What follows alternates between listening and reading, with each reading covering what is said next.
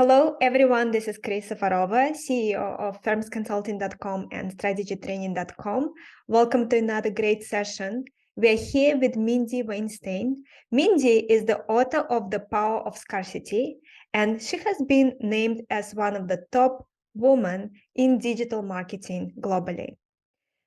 She's a marketing professor at Grand Canyon University and program leader at Columbia Business School and Wharton School. Mindy, so great to have you with us today. Thank you for having me. Mindy, to start with, maybe to give some context, let's talk about your story. How did you ended up doing what you're doing today? Oh, okay. I love that question. So, my background is marketing. I mean, that's what I studied in school. Now it's been a couple decades, so it's been a long time. And so I've always been a marketer and, as a practitioner and all of that. And so over the years, I've worked in different marketing functions. And then in 2007, I ended up in digital marketing and did that for a while. And I still do it today as a consulting business, but I started teaching full time. And I started doing that just a few years ago, just as a way to be able to give back and mentor students and really love it. And so I do teach full time now and still have the marketing business. But what led me even to start studying and doing research was when I was on my PhD journey.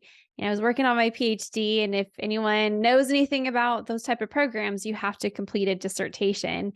And my dissertation was on scarcity. And it was really driven by the fact that, again, coming from a marketing perspective, I was interested in consumer behavior.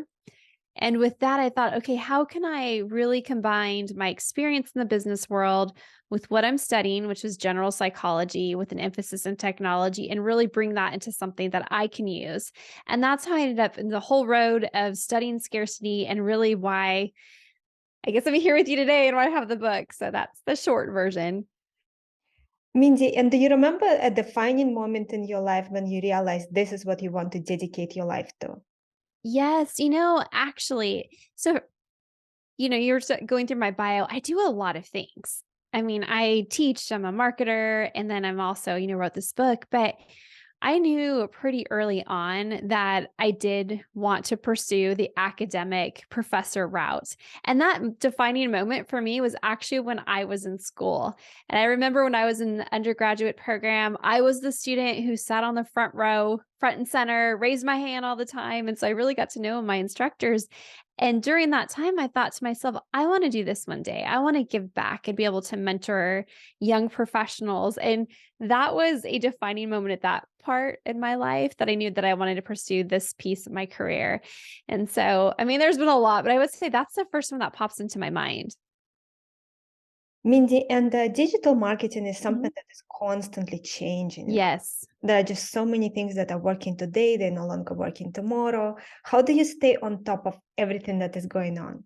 Oh, that's such a good question. And it's actually something that it requires daily discipline because it is a moving target. Digital marketing is always changing, but what's changing is really the new technologies, the new applications, things like that. But at the core, you're still trying to reach people. So that part is going to remain.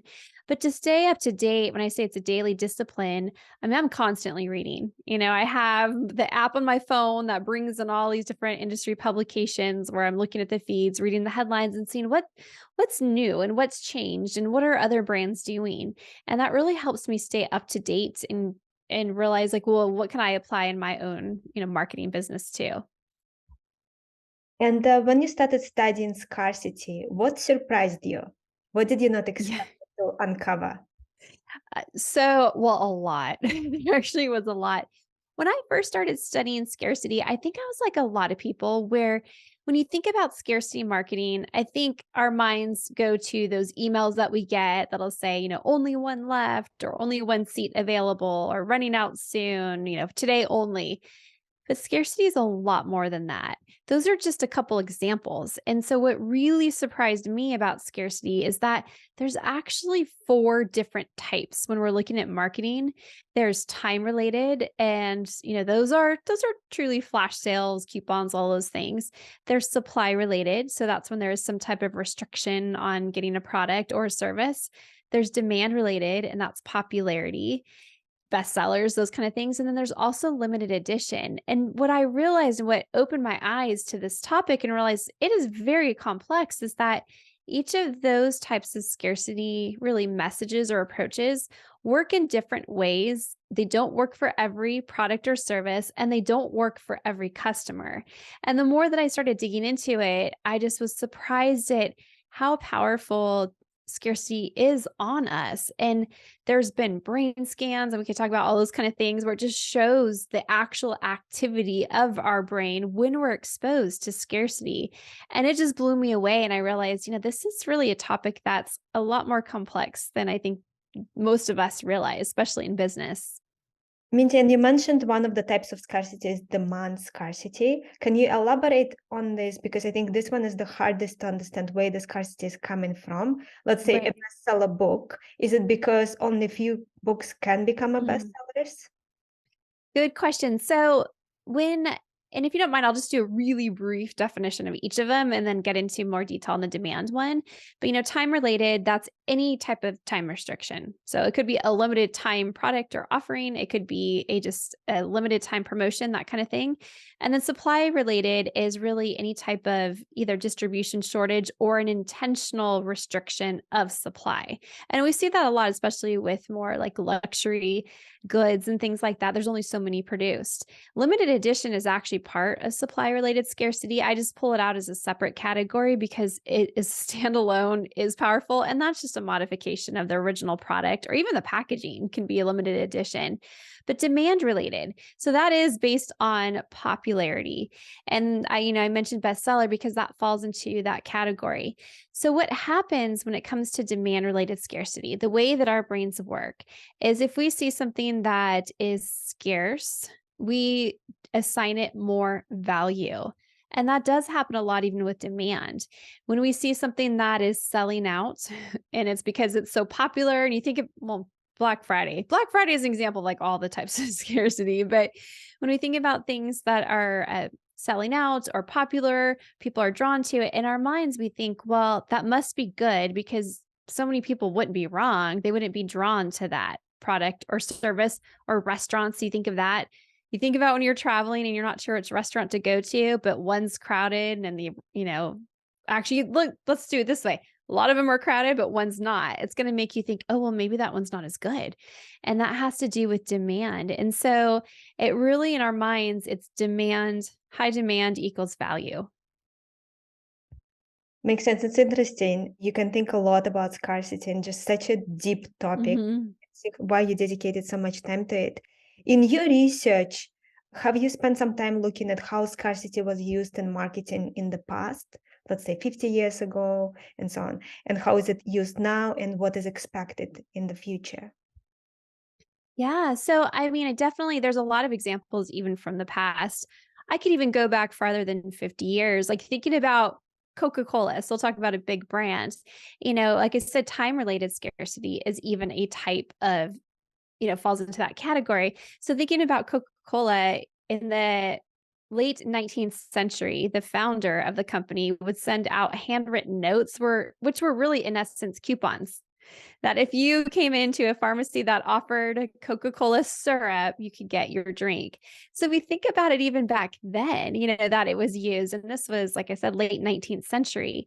And then since then, there have still been different types. The coupons have continued and things like that. But where we are now, because we're in a digital age, you see a lot more. Or really, actually, you see a lot more drops. Like there's the drop, it's going to happen. You have to download the Nike app, to get to it. Or you see different e-commerce stores using the technology that's available today, like countdown timers and things like that. And so the digital age, we're able to see more of that as a customer. And then also as a business, we're able to apply more of it. And I think going forward, as I think we're still going to see that. We're going to see a lot of it with technology.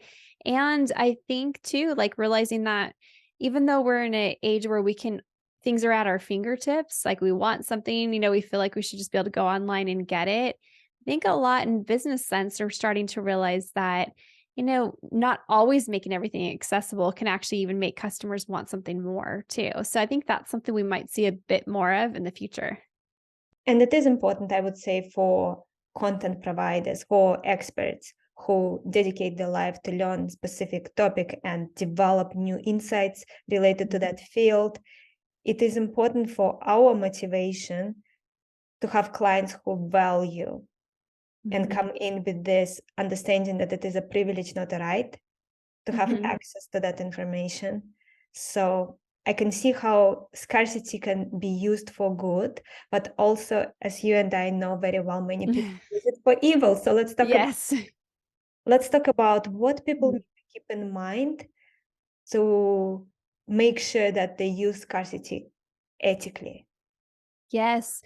Okay. And that is huge. And that's something I really was trying to push in my book, because if you create fake scarcity or you're unethical in some way, we know that online reputation is a big deal, and anybody can go and talk about their bad experience and anybody can read it. And that's really hard to get rid of that type of information and to rebuild that trust. So using any type of fake scarcity, for example, if you say that there's, only one left in stock, but really there's a lot, and so you keep just updating things, and you keep using the same tactic.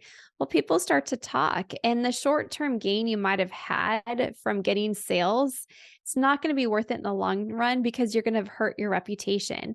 So the reason I really called out the 4 different types of scarcity is because you don't have to create fake scarcity, and you never should create fake scarcity, but you could do things that are genuine and authentic.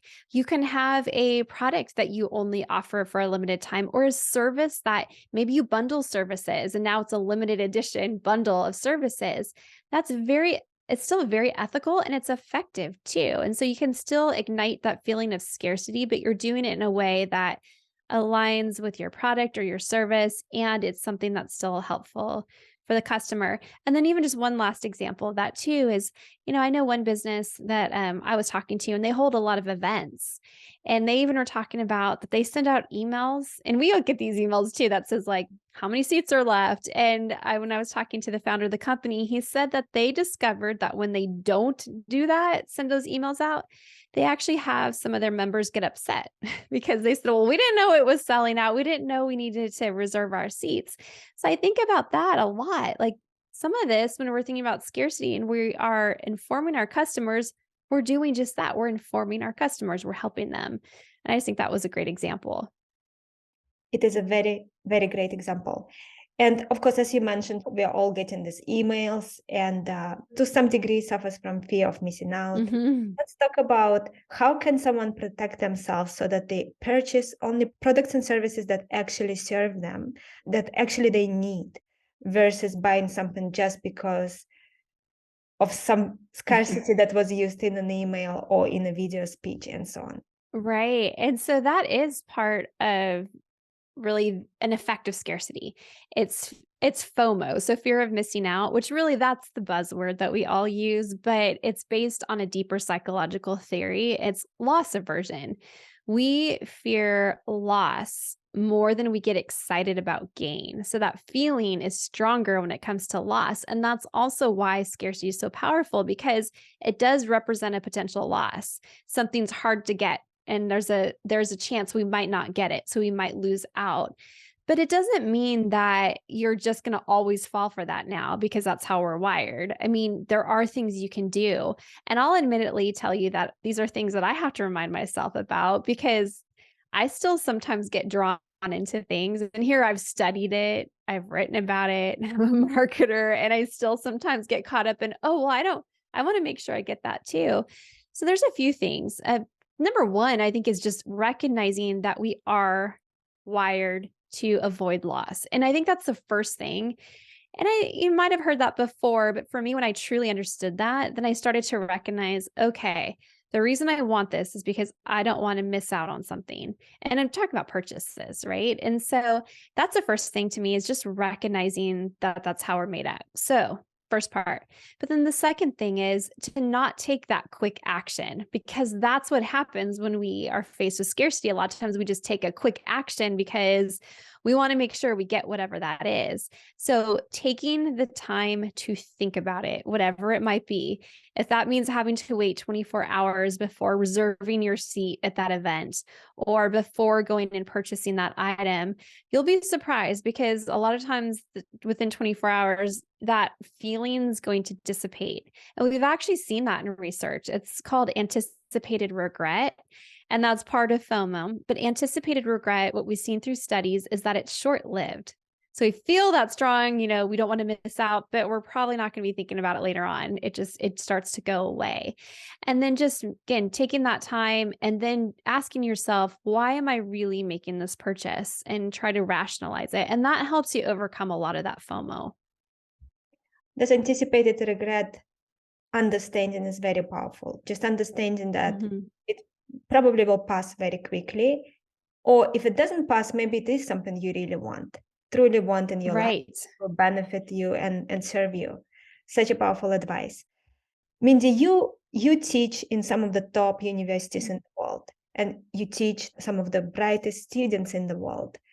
What are some of the major gaps you find in their thinking when they come join your class before you teach them? What are the major gaps in their understanding? Yeah. Well, in terms of just the whole concept with what we're talking about, they don't realize that that's what's happening. And I think a lot of times when we've had conversations in class, because I'll ask students, different questions, trying to probe them and ask them for real life scenarios. Like, for example, there was one student and I was talking about actually social media marketing. And then she started talking about, oh yeah, there was an ad that I saw and I went to the site and I filled up my shopping cart because it was a flash sale.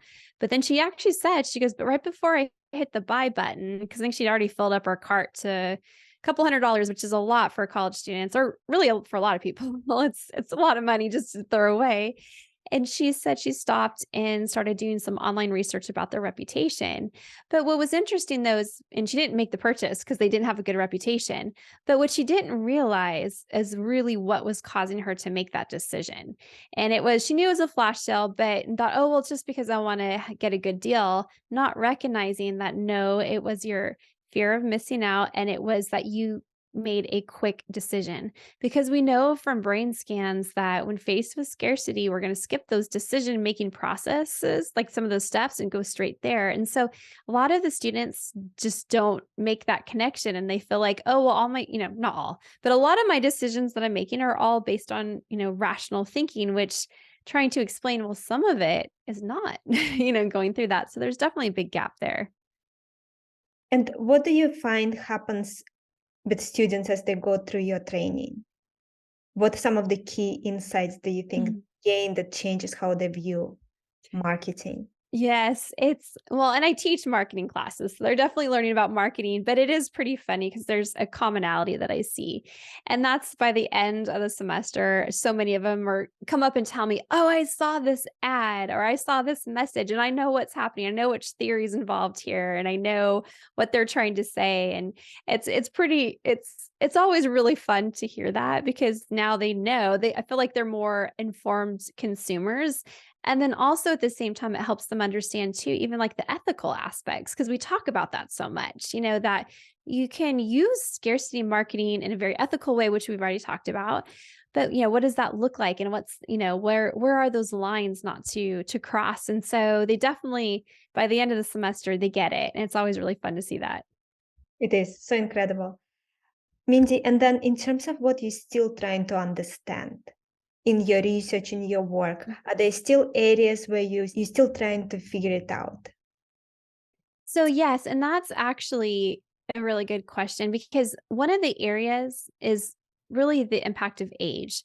Like we do know there have been some research where we know that as people age and more, when I'm saying that retirement years, that they're not as susceptible to scarcity marketing.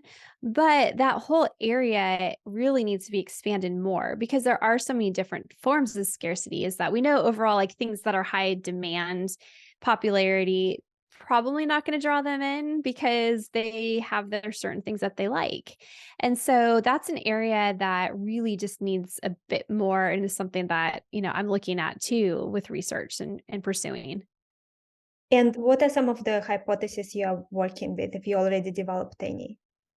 Well, I'm still working on on those, but One of my hypotheses is that really, even once we get to, well, I'll tell you actually. So I do have some. So really and I'm going to talk about age because again, that's what I'm looking at. Like the Gen Z, really that age group.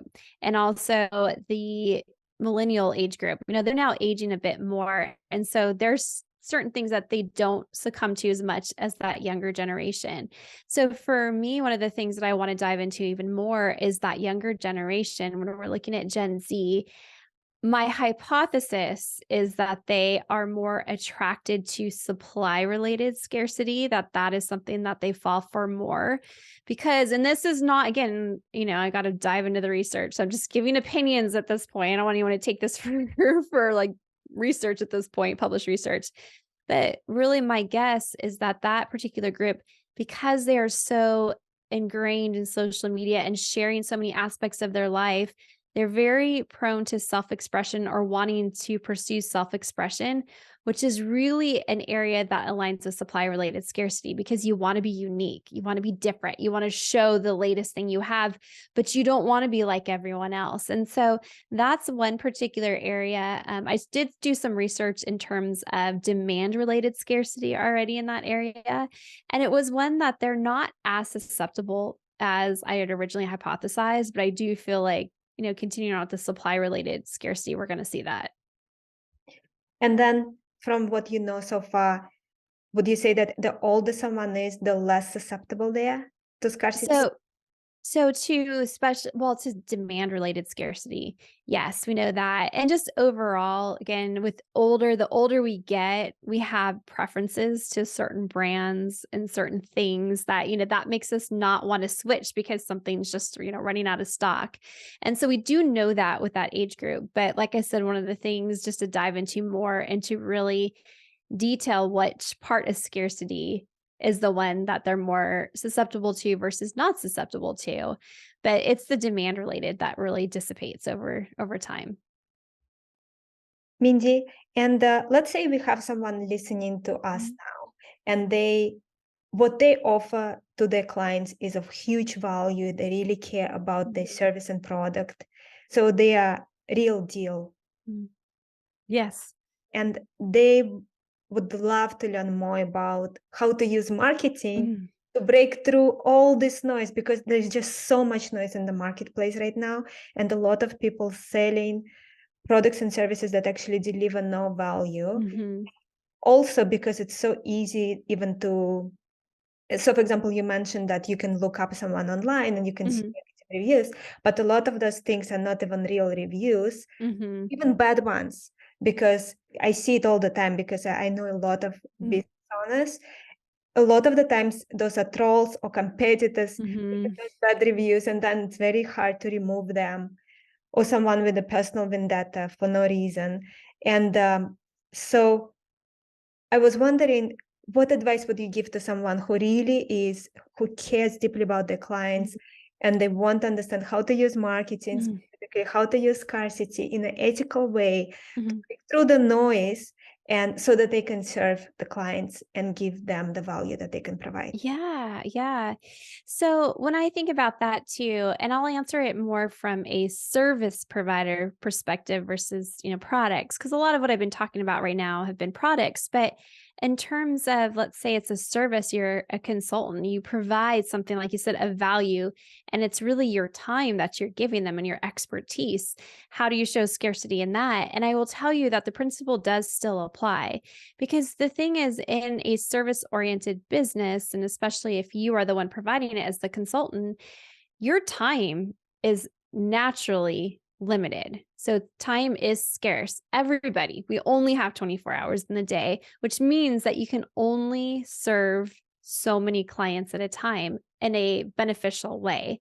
And so one of the things that is just works really great, and I will tell you that from conversations and from personal experience, is that when you are talking to prospective clients, of course, you're showing your expertise, you're telling them, the value and what they're going to get, but also during that conversation, letting them know that you are also selective on clients that you work with because your time is limited and you want to make sure that you are giving the best value to every single client.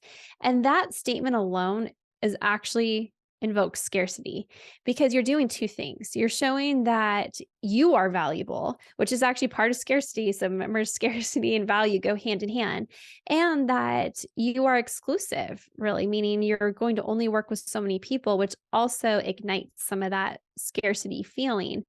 And what's interesting with consultants that I know that have done that, and again, it's honest because we can only work with so many people. And so even if you have a team, again, you can only work with so many clients. And so it is a very honest way. But I know of a lot of consultants that have done that. And it's interesting because what happens when you start talking and with a prospect that way is that it flips the table a little bit, where now that potential client's going to tell you why you should consider hiring or working with them and why they would make a good client. And so it's really interesting because I've heard that over and over again. Again, it's completely ethical because it's true, but a lot of times we don't think in those terms and we're like, well, we just need to make sure we're getting more business. And really, we should be selective, which means we're valuing ourselves and what we have to offer. Mindy, and since you spoke specifically about consulting services, and so many of our listeners are actually offering consulting services, many of them are working for very large organizations. I was wondering if you have any additional things that you found that work in your experience that people could use to market their consulting services, especially as part of a large organization. But even so, as you know, still, even when you work as part of a large consulting organization, it's about your relationship with the client, your communication with the client, and your ability to market yourself verbally or in writing with that client. Any other ideas that come to mind? Because I know that those will be gold for Well, a couple of things, and I guess, and I'm going to give a couple of different examples because it depends on, even if you're in a big consulting company, if you're involved at all in the proposal process, I'll give an example of that. And then just when you're talking to clients too.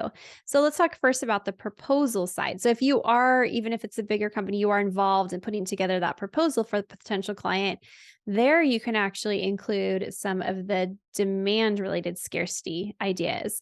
And that's where you can have verbiage in there where you lay out, the services and the retainer or specific consulting package and indicate this is the one most clients prefer, or this is the most popular, or whatever it might be, because then that does show that demand related scarcity. And it allows that person who's considering the proposal to even take a mental shortcut of, well, if you're giving them different options, they're going to choose this one because that's what other people chose too. So it must be a good idea. And then in terms of when you're actually like working with clients, you talked a bit about reviews, which I agree with you. It's so hard with reviews, but showing your value, just as you're talking, mentioning other similar success stories, where it could be a project that was similar to theirs and it was successful. That what it's doing, it's that social proof because you're just talking it through and you're not saying, oh, I'm so great, I've got these great results. You're just talking about a scenario, but it does show that there is that social proof. It's also a term, you might have heard this before, people like me. I want to see that you've worked with people like me. And so hearing those kind of stories and the successes really do help too. Mindy, and a part of your book, any other resources you would recommend if someone want listen to this and they thought, okay, I love what Mindy is saying, I'm getting her book, I need to learn everything I can. Any other resources, books, websites, anything that you would recommend for someone to dive in? Yes. Okay. So obviously I'm a little bit more attracted to psychology type books. And so Influence, if you haven't read the book Influence by Robert Cialdini, that is a must read. And that's one where he dives into the different influence factors. And it doesn't matter what industry you're in, you will have takeaways from it. And it's all based on research. And actually, scarcity is one of those factors that he had called out in his book. And so he's out not very far from where I'm at. And so he's someone that I talk to periodically, but his book's iconic. It's been around for decades. I think it's been a bestseller for decades too, but it's so dense with information that is one, if you haven't read it, read that one. And of course, read mine too, but read that one. This is a great advice, Mindy. And I think I also have to ask you this question because so many of my clients I see, they are incredibly competent at what they do, and what they're struggling with are personal elements such as how do you balance the mundane career and the family. And I know you are able to do that. You have a very successful career in a very, very competitive world, and you also have a family. Any tips on how to manage this? How did you figure it out for yourself? I feel like I'm every day figuring it out. So, I have two teenage boys. So when they were younger is actually when I ended up stepping out on my own because they were young and I wanted to be around with them more. I was already traveling 25% of the year and it was going to increase to almost a third of the year. So I just looked at that and I said, well, what do I value more? Well, I value my children more. And for me, and I'm saying this, but this is like an everyday reminder for myself is that when I'm working and I'm focused and that's where my mind is. And I'm very big into blocking out certain parts of my day. But when I'm with my kids, especially with them being teenagers, I feel like really need to be mentally present is that I'm there with them. And I try hard and I have to remind myself, don't think about what needs to be done still, on this project or that task. Just focus on this time right now because all those other things will still be there. And again, it's a constant reminder. So I'm saying this right now, but every day I have to remind myself, no, I'm going to be with my kids. We're going to go have dinner. That particular project will be there in the morning. I can do that in the morning. And then at the same time, you also have to take care of yourself. You have to Mhm. health, you make sure that your mental health is in great shape, your physical health. Do you have certain routines that you developed for yourself that allow you to keep everything in balance? Yeah. Yes. And so it's been a crazy few weeks with the book coming out. But before that, so my daily routine, I'm a morning person. So I'm a very early riser. And that I love the mornings because it's so quiet. And so that's my time. I'll get up, I'll read, I'll meditate, I'll work out, and then start my day that way. I have found that if I try to do those things later, because sometimes I get up and I'm like, well, no, I think I'm going to get this done right now instead. I won't work out. I won't do those other things. Even though I tell myself I'm going to do it later on in the day, I just won't. So I'm really big on routine. So for me, it's the mornings. So you make sure that you fit in everything that you know you have to do, like exercising and so on, in the morning. In the morning. Yes. Do you have a specific list of activities that you have to do in the morning that you think will work for most people? Yeah. Well, so the whole even thing with meditating is a newer thing for me. And part of that was just to try to calm my mind. So when I talked about being present with my kids, that was a big motivator. Like, how can I just really control, my thoughts and just clear my mind? And that's how that started working. But I would recommend that for everyone. And 10 minutes. I have a harder time going longer than that because then my mind's off and going. And so just 10 minutes, but the exercise is a big thing. And I was listening to another author talking about exercise. And I always think of exercise as my just physical health and staying in shape. That's how I've always thought of it. But there's actually now research that shows that it keeps your brain younger and from aging and, really working at its full capacity. And so, and I don't remember all the details, but even talked about part of the brain expands, right after exercise. And I thought, gosh, and that's the first thing that I sometimes will cut out if I'm busy, which should be the last thing I'm cutting out. And so I think that's just really important. The other thing I've done, and this was really hard to do, is I would still work every day, even on the weekends, get up in the morning and do some work before everyone was awake. But I stopped doing that on Sundays, probably the last few months where just everything is in the other days.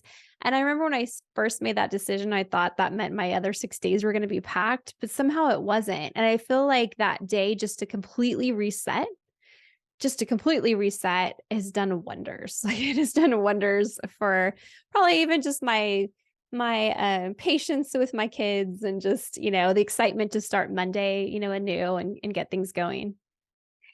And this is probably because your mind is rested. Mhm. you're much more effective. You can get things done much faster, and then you don't need that 7th day in a week. Right. Right. It's exactly. I mean, it's amazing. I don't know why I didn't do that a long time ago. It's been really nice.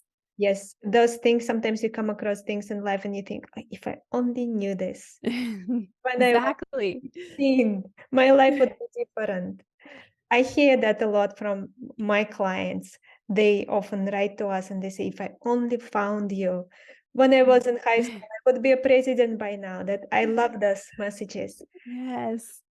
Mindy, and this day, Sunday, that you're taking off, Mhm. is such an inspiration for me because I'm extreme workaholic. I'm wondering because I work every day. I wonder, what do you even do? What do you even do if you are not working to rest? Right. Now, that's a good question because like during the week I have a really hard time relaxing. I don't know what to do with myself. Like yeah, I don't know what to do. I flounder a little bit. So Sundays we actually made it a habit too. So we as a family we go to church in the morning. So we have a routine now. And then we go out to brunch. And then I'll go hiking with my boys and things like that, or we might drive up. I'm in Arizona, so if it's really hot, well, in the summer, it's really hot, not if it is, but we'll drive up to a day trip to the mountains or reading. And so on Sundays when I read, I won't let myself even read a nonfiction book because I just don't want to have to think too hard. So I'll pick up fiction books. And I've realized that I like all types of genre. I don't even have a specific. I just like to be able to do something. And then I even found with that, having a book in my hands, I can't do anything else. Like I can't because you've got an actual book in your hands. I can't try to, oh, I'm going to check emails while I do this. No, because I'm actually reading. And so that's a huge thing. So just trying to, a lot of family time, reading, and just trying to relax. But it's hard. So if you're not doing that, it is a huge transition because then you feel like or I did feel like I was lazy or I was wasting time. But again, I don't feel less productive at all. I feel like I'm getting the same amount of work done just in less period of time. I think that I kind of mastered this balance where I'm able to be very effective and give myself just enough rest every day to be effective the next day. Mm. But I'm convinced that if I could force myself to take this day off once a week, I probably will be even more productive. Yes. Do you remember that first time when you decided, I'm actually not going to work? Do you remember what was it like? What was your experience? I'm not gonna lie, I was actually stressed out. I was stressed out because then I also teach. And so I thought a lot of times on Sunday I would do grading. Like that would be a day I'd grade my papers as well as other work. And I was stressed out the entire day thinking like, how am I going to approach like it's gonna be stressful. I'm gonna have Monday and I'm gonna have all these things to do. And so I mean it took me probably a couple weeks to kind of get in it because again, I just want to be real with you. I was stressed that first Sunday. So as we were doing these different things, that's all I kept thinking about, but not anymore. So now I can truly relax. Yes, your mind kind of always calculates what you can do with that time. Okay, so now Yes. lost an hour, what I could have done in that. Right. It, Yeah. And I think so many of us, we do like try to, and me included, like we try to fit in everything we possibly can. So we look at our day and like, okay, I have that, like, I'm going to do this, this, and that. And you maximize that time, which is a good thing. And that also leads to success. But like we're talking about, there has to be a little bit of a balance. Very true. And do you also have some kind of evening routine that allows you to wind down and actually be able to quiet your mind and fall asleep easily? So, yes, and going back to a lot of times I'll start reading again at night too, because that makes me very tired. And so usually it's, I do almost the same things. I feel like every night, especially because I have kids. I don't go out much and do things. And so, yeah, I mean, by the time the evening comes along, I'll just read until I get tired. And after I've, had dinner with my family and enjoyed time with them. And it it's a ritual. I mean, it's like so many things. Even going back to psychology, as humans, we want traditions, we want rituals, we want predictability and stability. And so when you create a routine like that, your mind's like, okay, this is what we do before bedtime. And so it does help still your mind. Mindy, and you also mentioned meditation, and specifically, I love the fact that you're just starting out to Yeah. meditate. You're able to explain it to a new person who never meditated or tried multiple times, but it never stuck because it's just too hard and mind just racing and you feel like you are wasting time. Firstly, what kind of meditation do you use? Because there are all kinds. Do you use guided? And if guided, what kind? And also, what advice would you have for someone who listened to you now and thought, okay, no, you know what? I will give it another try. Yeah. So and I've been one of those people that have tried it on and off for years and like, I can't do this, but this has been a long stretch of doing it, like truly being dedicated to doing it.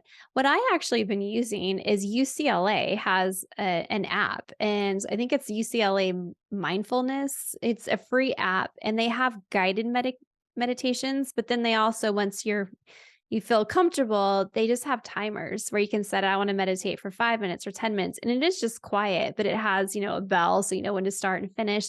So I started with the guided because it really teaches you, how to breathe and all of that, the position and things. And so that has been really helpful. So I started with that, and then I just went to the timers. But I think the biggest thing that I learned, and I can't remember where I heard this, so it could have been something I was watching about meditation. I don't remember, but it was an expert. And he just said the misconception is we think that meditation means we're turning our brains off. And that's where I would just all the time beat myself up because, like, I can't stop thinking. And I think that's a lot of us when we're in these, high pressure positions.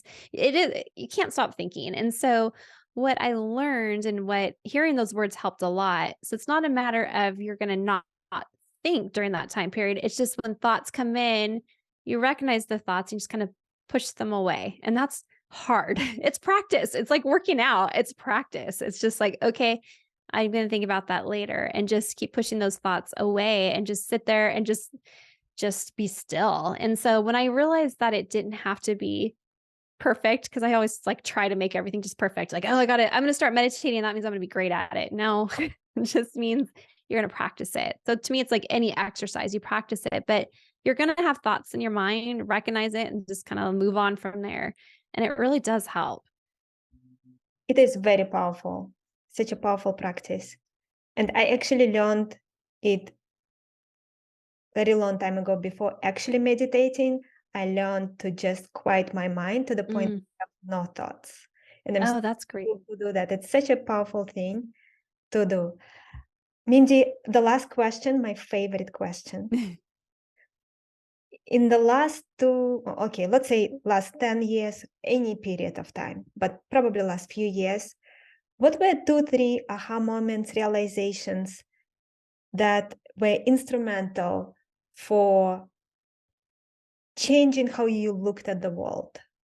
One of those things where you understood something and it just changed the way you look at the world. It was such an important knowledge or insight for you to have.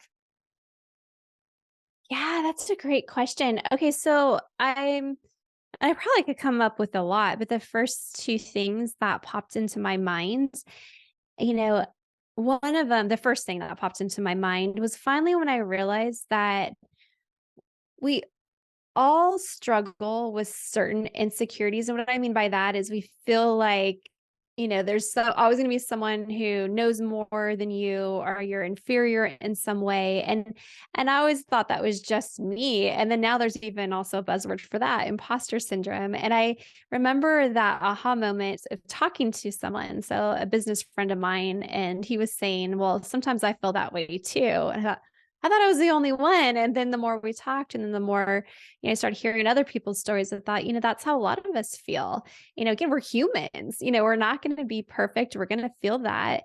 And that's okay. That is okay. As long as we're still learning, we're still progressing. That's the important part. So that was to me a huge aha moment. And then I would say another aha moment for me is that, realizing I knew, especially I tell my students this, like, you got to go out and you really got to put yourself out there and meet people. And I know that I say that to my students, but it doesn't mean I always practice what I preach. Sometimes, like, I don't really feel like doing that. But I think I had a big aha moment when I finally started to push myself out there into situations where I wouldn't, and I'm talking about in the business world, where I'm in a position now where I'm going to meet some people that would be beneficial to know. And my inclination is usually to like not do any of that, or I'm just gonna stay home with my book, things like that. But it was a real aha moment because that's when I look back at some of my best and deepest relationships within the business world. It's because I just pushed myself when I felt a little uncomfortable. I don't want to go to this event. I'm by myself. I'm not going to know anybody. But it was a real aha moment that, what, it's okay. That's okay. It's worthwhile. And so those are two big things that come to my mind. I love that. Thank you so much for sharing it and being so open. I think that the second one especially, but both actually of them, both of them are very, very, very relevant for so many people. And it's just so important to push ourselves and do things that are not comfortable, because if we do what Yes. we always did, we will get what we always got. Right. Mindy, this is a fantastic place to end our amazing session. Before we do that, do you have anything else you would like to share? I think I've shared a lot. So I don't think I have anything else. Perfect. I always ask this. I always try to ask this in case you wanted to cover something that I haven't asked. Oh, I appreciate it. Fantastic. Where can listeners find you? Yes, good question. So the easiest way is powerofscarcity.com. So that's the name of my book, powerofscarcity.com, but that's actually takes you to my book page, but it also takes you to my website. So it has all my contact information on there. So it's very easy to get a hold of me, but I would definitely love to connect with anyone who's listening to this and resonates with some of these messages. Great. Thank you very much. Thanks everyone again for tuning in. Our guest today again has been Mindy Weinstein. You can check out Mindy's book. It is called The Power of Scarcity. And I'm looking forward to see you all in the next session.